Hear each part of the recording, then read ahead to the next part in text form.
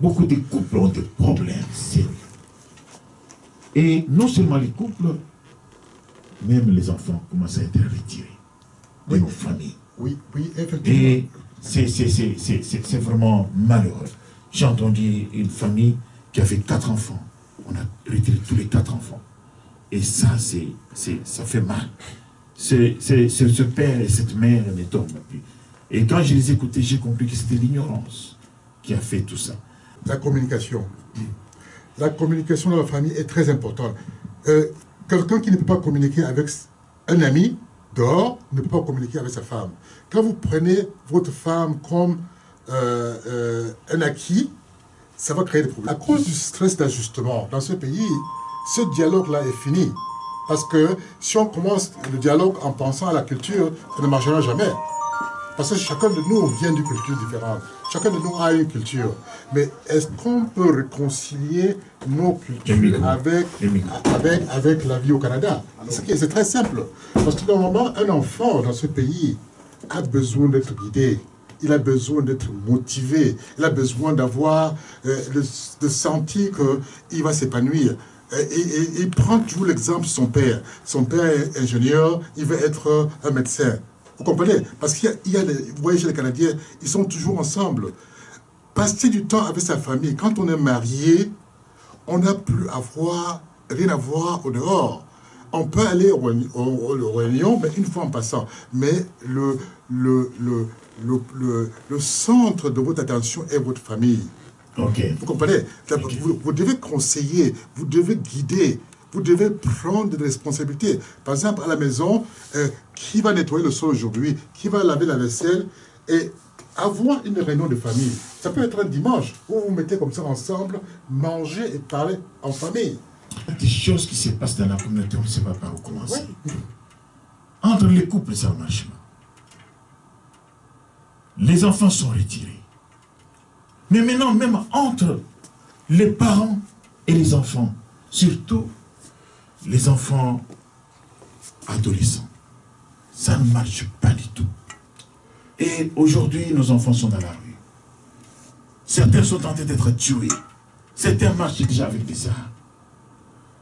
Mais qu'est-ce qu'un parent peut faire? L'enfant dit que je dois sortir avec ma petite copine et que vous négociez.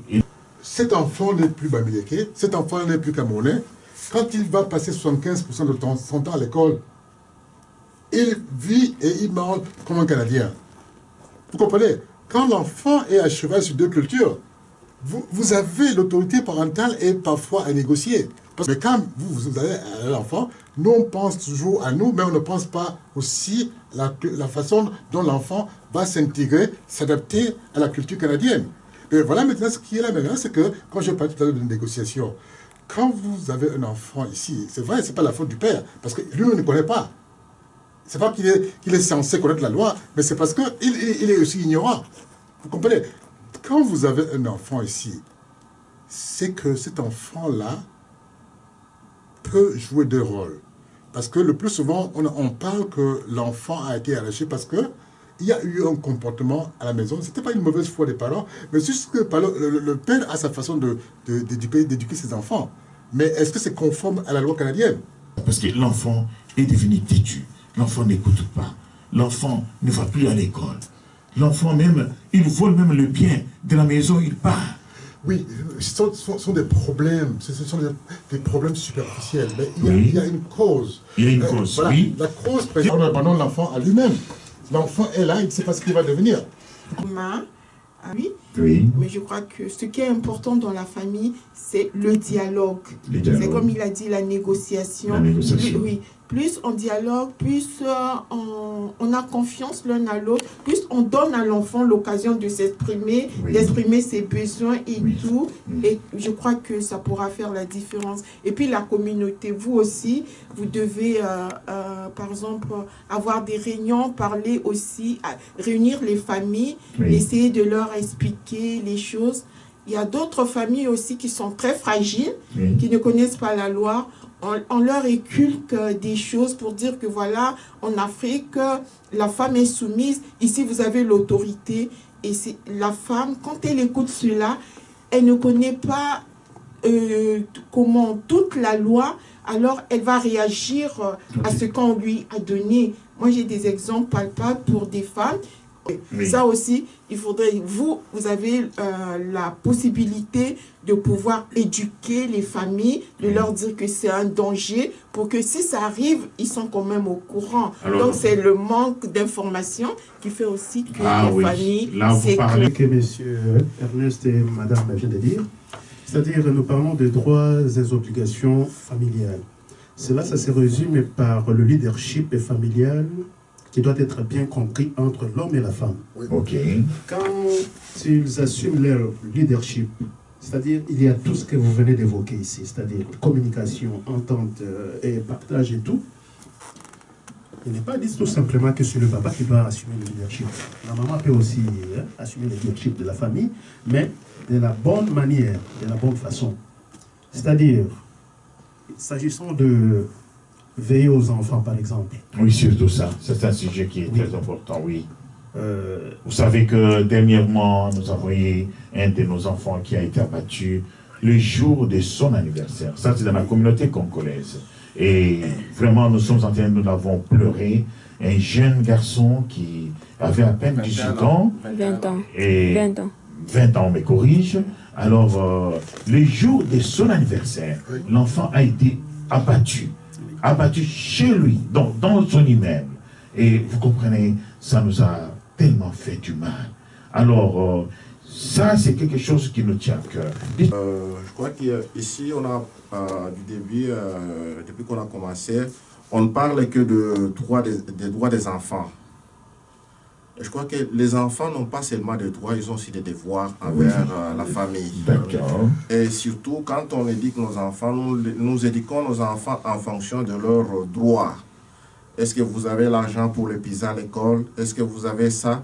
Mais on n'a jamais dit à nos enfants leur devoir envers la famille. C'est ça. Il y a un proverbe de notre continent d'origine qui dit: un vieux qui meurt, c'est une bibliothèque qui brûle. Profitez de l'expérience de vos parents, de vos aînés. Ce sont des repères qui vous seront donnés pour la vie, c'est un chemin tracé. Profitez de cette expérience, discutez avec eux, posez-leur les questions, créez un dialogue. N'ayez pas peur de vos parents, n'ayez pas peur de causer avec papa et maman. Demandez-leur comment eux ils ont vécu, comment ils voient la société aujourd'hui. Ça va vous aider à, comment dirais-je, à tamiser. Tout n'est pas bon dans chaque société. Moi, je vois des mauvais penchants dans cette société, comme dans la nôtre, qui est celle de notre origine. Mais causer avec papa, maman et les aînés, qui sont peut-être de la même origine que vous, ou des anciens qui ont vécu, qui ont reçu une certaine éducation. Et cela, c'est une richesse pour vous, ça pourra vous aider à vous en sortir dans la vie. Écoutez les parents, ça va vous éviter de subir certains sorts, comme j'ai entendu. On n'est plus comme un papa, on est maintenant comme un ami. Donc, voilà, il faut déjà comprendre ça. Parce que mon papa, lui, m'appelle, nous sommes des amis. À l'âge d'adolescent, mon papa, on était des amis. C'est-à-dire, en ce moment, il faut comprendre sur le système et savoir comment réagir avec l'enfant. Parce que, il y a, quand je dis ami, c'est qu'on essaie de voir quel est le centre d'intérêt de l'enfant, de cet adolescent.